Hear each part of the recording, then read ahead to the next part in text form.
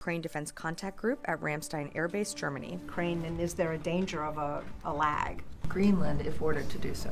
What is your actual policy? Tomorrow, Secretary Austin will host the 25th meeting of the Ukraine Defense Contact Group at Ramstein Air Base, Germany. The UDCG, first convened by Secretary Austin in April 2022, has been instrumental in coordinating international support to assist Ukraine in defending its sovereignty against Russia's unprovoked aggression. To date, the United States and our allies and partners have collectively committed more than $126 billion in security assistance to Ukraine since Russia's full-scale invasion in February 2022. And through the work of its capability coalitions, the UDCG has also been critical in bolstering Ukraine's defense capability and building a credible deterrence force so that it can defend against future aggression as well. Turning to the Middle East, today, U.S. Central Command forces conducted multiple precision strikes against two Iranian-backed Houthi underground advanced conventional weapons storage facilities within Houthi-controlled areas of Yemen. He will engage defense ministers and senior military officials from around the world to discuss Ukraine's immediate battlefield needs and longer-term defense requirements. And again, as you know, the meetings will focus on key capabilities Ukraine needs, including air defense systems, artillery munitions, and armored vehicles, as well as efforts to enhance the defense industrial base. And following the meeting, Secretary Austin will participate in a press conference. At the President's direction, the Department of Defense will provide additional firefighting personnel and capabilities. The federal government is working closely with the National Guard, which is deployed under the Governor's State of Emergency Declaration. The California National Guard is adding 2 modular air firefighting system units, and 2 more are being readied by the Nevada National Guard. The Department of Defense has 4 additional MAFs that could be used if needed. Additionally, the department is sending 10 Navy helicopters with water delivery buckets to immediately assist with aerial suppression. The latest amount is not clearly the entirety of what is left. How concerned is the administration that you are leaving a pretty substantial amount of money not delivered to Ukraine in terms of weapons? I mean, several $billion.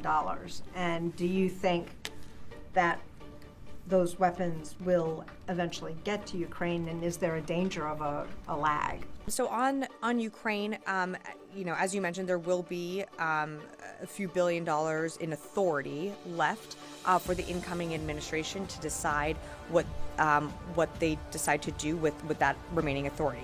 And what I would say is, on the question of are we concerned, Ukraine has bipartisan support within Congress, and it is because of our efforts that Ukraine continues to be successful on the battlefield.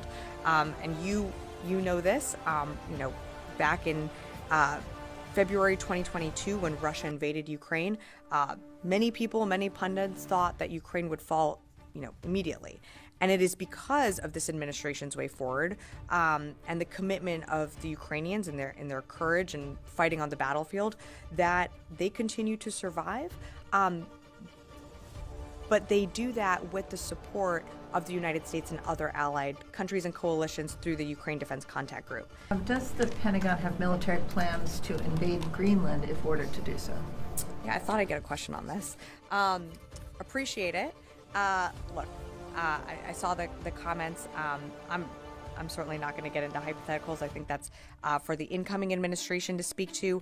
We're concerned with the real national security concerns that confront this building every single day, which is why you're seeing the Secretary convene the UDCG tomorrow in Ramstein for the 25th time.